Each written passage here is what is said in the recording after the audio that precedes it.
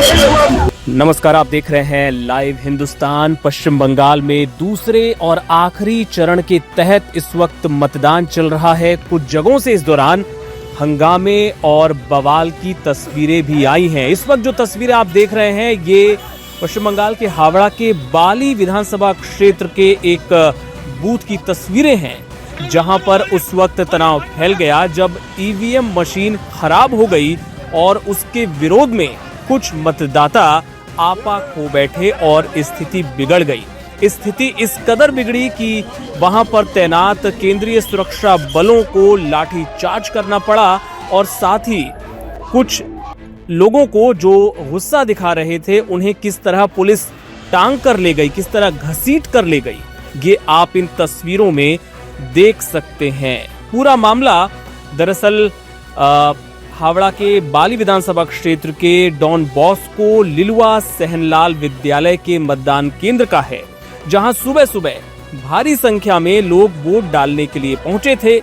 लंबी लंबी कतारें थी और इसी दौरान ये खबर आई, बस मतदान शुरू हुआ ही था कि कुछ ही देर में पता चला कि इस बूथ पर ईवीएम मशीन ने काम करना बंद कर दिया है। काफी देर तक मतदान जब रुका रहा और धूप में लोग कतारों में खड़े थे और जब उनका सब्र जवाब दे गया तो स्थानीय लोगों ने और मतदाताओं ने प्रशासन के खिलाफ नारेबाजी और हंगामा शुरू कर दिया और ऐसे में सुरक्षा बलों ने तुरंत कार्रवाई करते हुए वहां पर लाठीचार्ज किया और साथ ही लोगों को यहां से घसीट कर ले गए। आप देख सकते हैं इन तस्वीरों में, ये तस्वीरें सामने आने के बाद ये सवाल भी खड़ा हो रहा है कि अगर ईवीएम खराब होने की वजह से लोग बेचैन हो रहे थे तो उन्हें समझाइश दी जा सकती थी, लेकिन लाठीचार्ज करना मतदान के बीच कितना सही था, आप भी कमेंट सेक्शन में बताइएगा। बहरहाल आपको बता दें कि कुछ देर बाद स्थिति को काबू में कर लिया गया और मतदान फिर से शुरू हो गया। इस दौरान जो लोग लाइन में लगे थे उनमें से एक शख्स ने बताया कि क्या कुछ हुआ था, जरा सुनिए। सुबह 7 बजे से खड़े हुए हैं। पहले तो कुछ झमेला झट्टी हुआ, बोला मशीन खराब हो गया, उसके बाद नया मशीन आया वो भी खराब हो गया। ऐसा करके 3 बार हमें रुक दिया। उसके बाद इन्होंने गेट बंद कर दिया, अंदर कुछ प्रॉब्लम चल रहा था। ये कौन सा बूथ है? ये सोनलाल साई स्कूल। हाँ, क्या देखे आपने जब आए? क्या देखे? झमेला अंदर से बहुत चिल्ला की आवाजें आ रही थी। उसके बाद इन्होंने गेट बंद कर दिया ताकि पब्लिक देख नहीं पाए। लास्ट में हमने देखा आधी घंटा बाद किसी को मार पीट के इन्होंने लेके गया है जो अंदर दंगा प्रसाद करना चाह रहे थे। उसके बाद अभी स्टार्ट हुआ है वोटिंग, जो कि 7 बजे का स्टार्ट हो रहा है, 8:30 बजे। 1.5 घंटा ऑलरेडी वोटर्स के लिए खराब हो चुका है। तो क्या अभी भी वोटर लोग क्या डर में है, क्या संतोष में है कि कुछ भी हो रहा है? हाँ, कुछ भी हो सकता है, लेकिन पब्लिक सीआरपीएफ का क्या नियम है, रोल क्या है?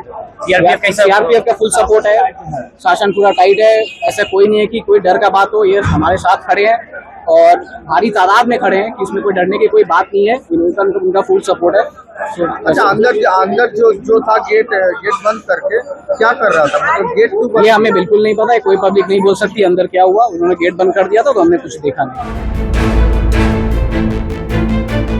इस बीच पश्चिम बंगाल में वोटिंग को लेकर अलग अलग राजनीतिक दलों की प्रतिक्रियाएं भी आ रही हैं।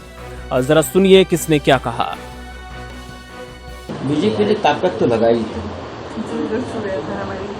कोई भी चुनाव में अगर कोई पॉलिटिकल पार्टी, राजनीतिक दल जो केंद्र में सत्ता में है, वो अगर ताकत लगाती है तो उसमें कोई गलत बात नहीं है, लेकिन इसे मैं ताकत नहीं कहता।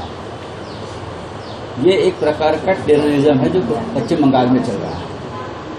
2.5 लाख से ऊपर पैरामिलिट्री फोर्स, उससे भी ज़्यादा हर राज्य से ऐसे अधिकारियों को यहाँ लाया है जो अपने आप को एनकाउंटर स्पेशलिस्ट मानते हैं। ऐसे अधिकारी लाकर मतदाताओं को, उम्मीदवारों को टेरराइज कर रहे हैं। ये लोकतंत्र में अगर मोदी जी इस प्रकार से चुनाव जीतना चाहते हैं तो पूरे विश्व में भारतीय लोकतंत्र की साख गिर जाएगी और गिर रही है। मोदी जी को समझना चाहिए, आप जिस मार्ग को चुना है पश्चिम बंगाल में वो अराजकता का मार्ग है। आप पैरामिलिट्री फोर्स के साथ या चुनाव आयोग जो बैठा है उनके साथ अलायंस करके आप चुनाव नहीं जीत सकते। इस देश को आप अंधकार में ढकेल रहे हो, इस देश का लोकतंत्र आप खत्म कर रहे हो। लेकिन मुझे पूरा विश्वास है पश्चिम बंगाल की जनता वो ये मोदी के जो चाल है या अमित शाह की जो चाल है उसको नकार। कैंडिडेट देख रहा है, हम लोग भी मॉनिटरिंग कर रहा है, जो करना चाहिए करूंगा। ये इलेक्शन कमीशन भी संज्ञान में लिया है, इस तरीके से काम करेगा तो जो करना चाहिए होगा। मैं कैंडिडेट के साथ बात करूंगा। Bhupendra Yadav ji called me at 9 AM. I convey the situation.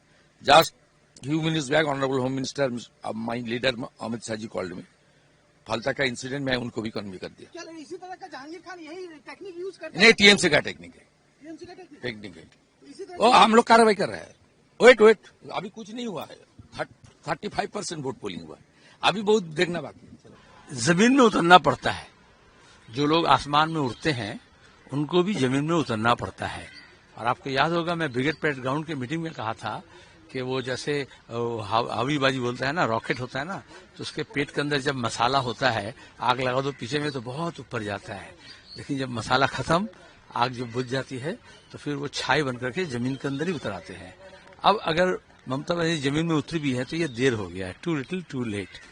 आसमानी सितारा वो थी नहीं, लेकिन को बनाया गया था।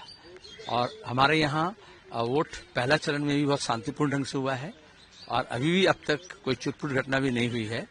हालांकि चुनाव के प्रचार में पहले ही इस्लामपुर में नूर आजम शहीद हुए और इस्लामपुर में एक ही कत्ल हुआ, आज तक अपराधी को पकड़ा नहीं गया।